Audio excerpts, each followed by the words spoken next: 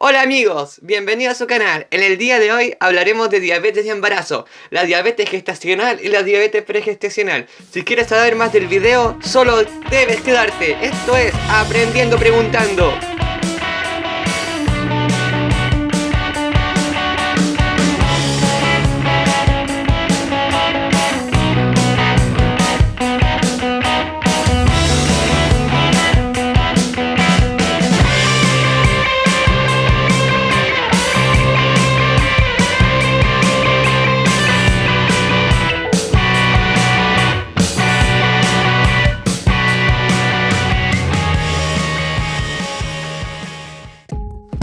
A modo de introducción, la diabetes mellitus se define hoy en día como un grupo de enfermedades metabólicas, cuyas características esenciales es la hiperglicemia, a consecuencia de un déficit en la secreción de la insulina, en la acción de esta, o por ambas causas. Existen varios procesos patogénicos involucrados en el desarrollo de la diabetes, con un rango que va desde la destrucción autoinmune de las células betas del páncreas hasta una anormalidad que resulta en resistencia a la acción de la insulina. La clasificación está dada por diabetes 1, diabetes 2, diabetes en el embarazo, que puede ser pregestacional, o sea, esta señora ya tiene diabetes y queda embarazada, por lo tanto va a tener diabetes pregestacional antes de las 20 semanas y diabetes gestacional después de las 20 semanas. Bueno, como clasificación, la diabetes 1 es totalmente genética, es hereditaria. Esta diabetes se trata con medicamentos tipo de insulina rápida, insulina lenta, insulina prolongada. Mientras que la diabetes tipo 2 es tratada al principio con medicamentos que es la metformina de 500 o 850, y si la persona está descontrolada, ahí el médico lo va reequilibrando. Y si la persona ya no le baja el azúcar, la glicemia, disculpen, con la dosis de metformina, ahí recién van a administrar insulina, que puede ser igual, rápida, lenta o prolongada. Obviamente va a empezar desde la más baja, que es la lenta, ir a la prolongada y a la rápida. Después tenemos a las diabetes diabetes pregestacional y gestacional. Como dije anteriormente, la diabetes pregestacional ocurre antes de las 20 semanas. Es decir, esta mamá ya va a tener diabetes tipo 1 o 2 y va a quedar embarazada, y esa se le va a decir diabetes pregestacional. Mientras que la diabetes gestacional está desde las 20 semanas en adelante. Y aquí, ¿qué pasa aquí en esta cosa? Lo que pasa es que el páncreas empieza a secretar una insulina de mala calidad. Por lo tanto, esta insulina que secreta la madre no va a ser necesaria para la glucosa. Entonces la glucosa va a ingresar al torrente de la placenta, y la placenta, lo que va a ocurrir, lo va a transmitir al feto, y esta glucosa va a hacer que el feto lo tome, y el feto va a empezar a incrementar su masa, va a empezar a crecer más. Por eso se le dice que son macrosómicos. A todo esto, la insulina materna se degrada en otros órganos antes de entrar a la placenta, pero sí pasa por difusión facilitada lo que es la glucosa al feto. Pero para saber más de la fisiopatología, la fisiología y todo esto, lo voy a explicar más adelante. Mientras, la prevalencia es aproximadamente entre un 2 a un 4%. En rangos de 1 a 14, dependiendo de la población estudiada, ¿ya? De pacientes embarazadas, obviamente con diabetes. La asociación entre diabetes y embarazo en Chile es aproximadamente de un 10%, una cifra alta, ¿ya? La incidencia de diabetes mellitus y embarazo aumenta con la edad. Eso es por producto del metabolismo o la alimentación que van adquiriendo estas mujeres, ¿ya? Porque un rol de la diabetes es que las mujeres, idealmente, y todos, no solamente las mujeres, que todos comamos bien, los alimentemos bien, porque si los alimentamos bien, esta enfermedad no va a aparecer. Pero si lo alimentamos mal, obviamente va a aparecer, ¿ya? Entonces, mientras en mujeres menores de 20 años, la tasa es de un 8 entre un 8,3 entre 1000, ¿ya? Eso es menos de 1%. Las mujeres que quedan embarazadas a 20 años, a los 15, 16, 17, 18, 20, 21, hasta los 30, tienen menor probabilidad de ser diabetes gestacional. Mientras que las mujeres entre 40 y 45 años tienen entre un 7%, ya que de 65, de cada 1000, un 7% de las mujeres va a presentar diabetes gestacional en el rango de 40 a 45 años. Dado que hoy en día, la edad a la cual las mujeres se embarazan, lo hacen más tarde. Por el tema económico, por el tema laboral, por el tema académico. Porque hoy en día las mujeres son más empoderadas, como deberían haber sido siempre, ¿ya? Entonces retrasa su embarazo para tener un futuro más próspero, para entregarle así un futuro más próspero a su hijo, ¿ya? Y esto ha dado que se entiende que existe un aumento de la frecuencia de diabetes durante el embarazo en estas edades. Ahora entrando en la fisiología, el metabolismo de la glucosa en el embarazo. Durante la gestación se producen diversas adaptaciones que permiten mantener una adecuada hemostasis en el medio materno y proveer adecuadamente los nutrientes al feto, ¿ya? Para su desarrollo. La insulina juega un rol central, puesto que no solo influye en el metabolismo de los carbohidratos, sino también en las proteínas, lípidos y electrolitos.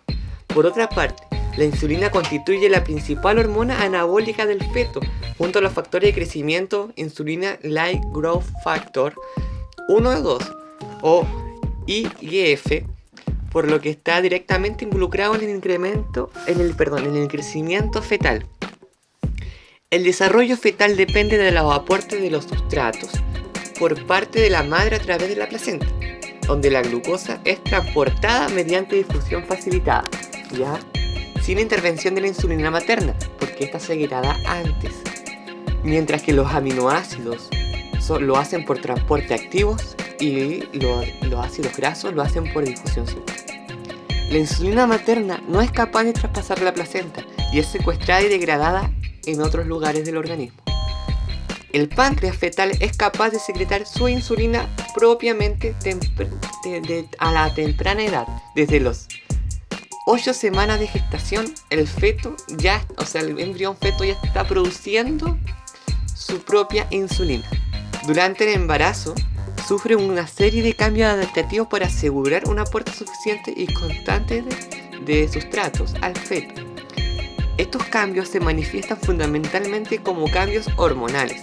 Inicialmente las crecientes concentraciones de estrógenos y progesterona inducen a una hiperplasia del páncreas. Esto que va a permitir que el páncreas crezca, ¿cierto? Y forme insulina, secrete insulina. Ello induce a un incremento en la oxidación y depósito de glucosa en forma de glucógeno. Lo anterior se manifiesta clínicamente como una reducción de niveles de glicemia tanto en ayuna como postprandial. El feto, la insulina no solo estimula el transporte de la glucosa hacia el interior de la célula, sino que también estimula la síntesis de proteína, grasa, glicógeno y el crecimiento de las expresiones génicas, pero por otras vías.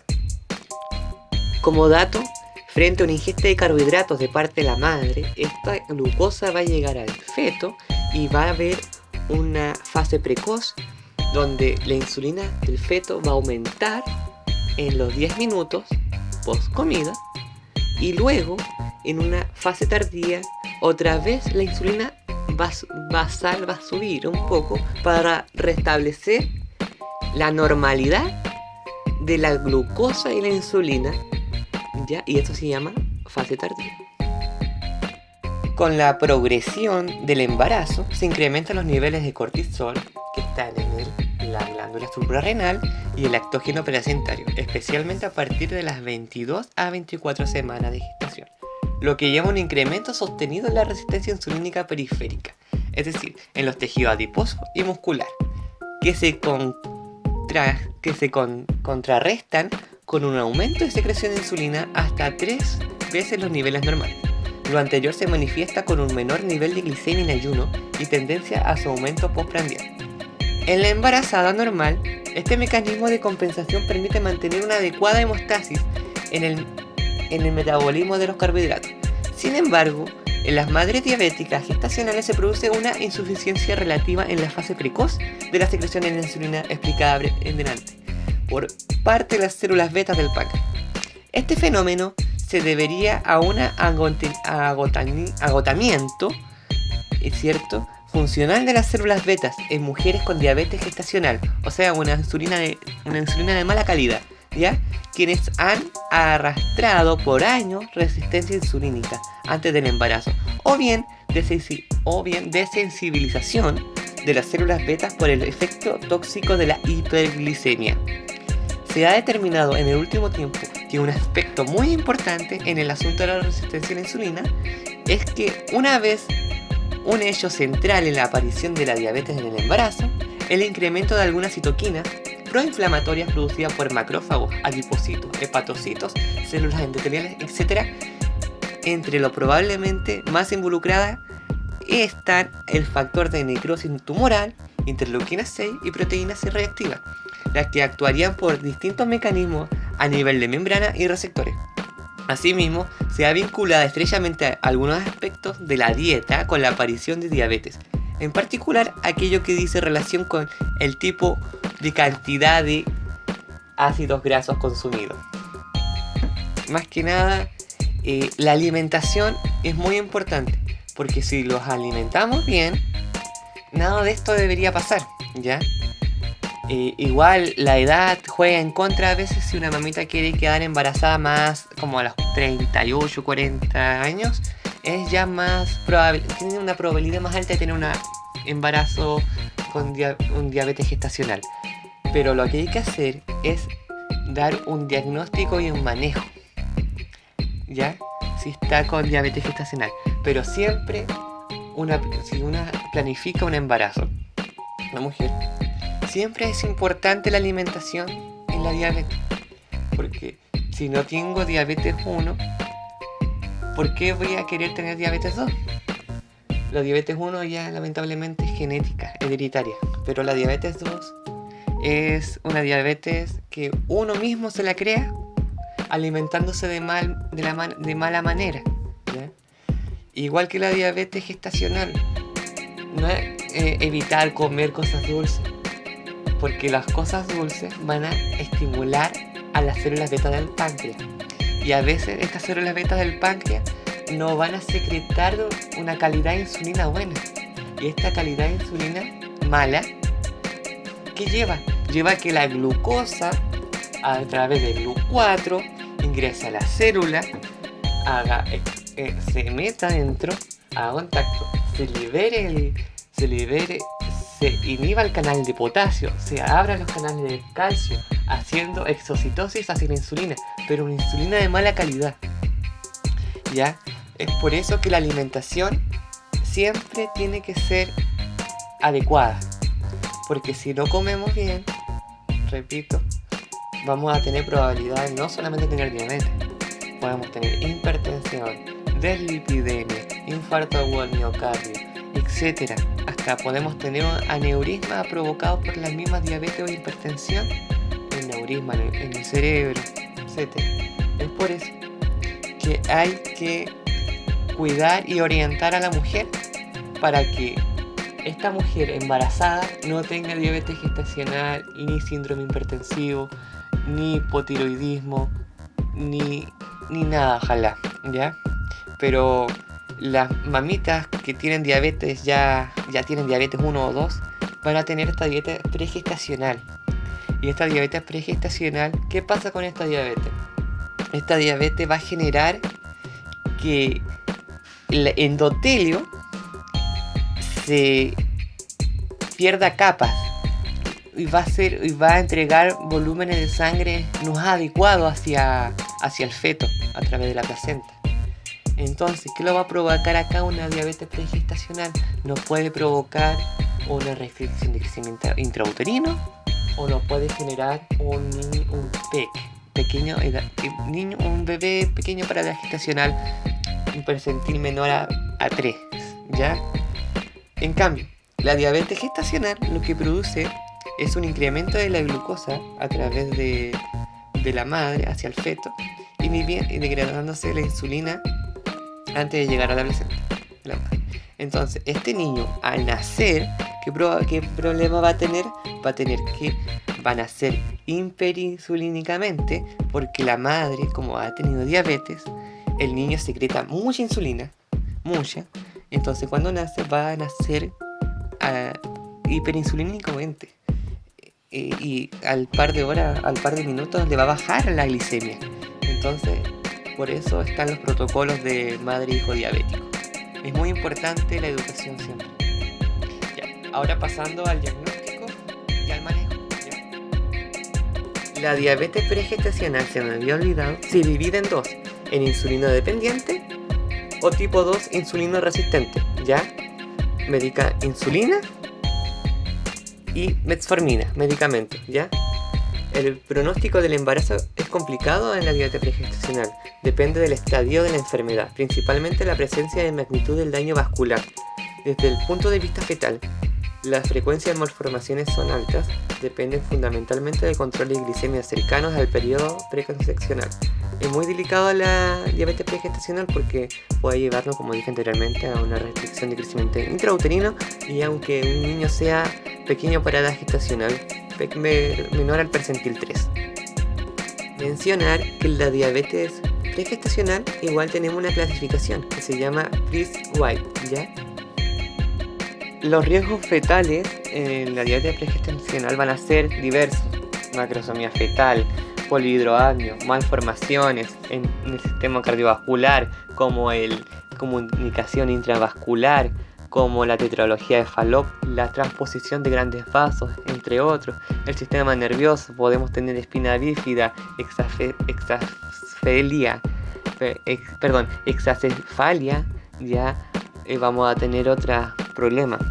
En el sistema genitourinario igual vamos a tener malformaciones, vamos a tener traumatismo obstétrico, podemos tener aborto, muerte fetal intrauterina, restricción de crecimiento intrauterino, distrés respiratorio, por ejemplo, si es prematuro vamos a tener una enfermedad de membrana hialina, vamos a tener prematurez asociada a esta membrana hialina, porque la prematurez va asociado casi siempre a la membrana hialina, ya que nos va a poder generar esto surfactante. ¿Ya? En los riesgos maternos, ¿qué riesgos maternos vamos a tener? Vamos a tener complicaciones metabólicas propias de la diabetes, incluyendo descompensaciones metabólicas. ¿Ya? En la mujer podemos generar preeclampsia en mujeres con diabetes pregestacional. La frecuencia de preeclampsia es tan alta, entre un 40 y un 50%. Complicaciones derivadas a compromiso vascular como retinopatía, coronariopatía, nefropatía, neuropatía, partos operatorios, mayor frecuencia de cesárea y forceps. Va a ser complicado. Es por esta diabetes pregestacional es complicada. ¿Por qué en la diabetes gestacional el bebé es macrosómico? Bueno, la respuesta es porque la hiperinsulinemia fetal es la principal responsable del crecimiento fetal exagerado en los hijos de mujeres con diabetes gestacional. Ahora, el diagnóstico de la diabetes pregestacional es que la glicemia se toma en ayuno en un control prenatal. Si esta es mayor a 126 miligramos de litro y se vuelve a repetir y da la misma cifra, ya es diagnosticado por diabetes pregestacional y ahí debe tratarse con un diabetólogo. Mientras que la gestacional, si tenemos entre 100 a 125, esto se tiene que repetir en ayuno, ¿ya? Y se diagnostica la diabetes gestacional y se empieza un tratamiento.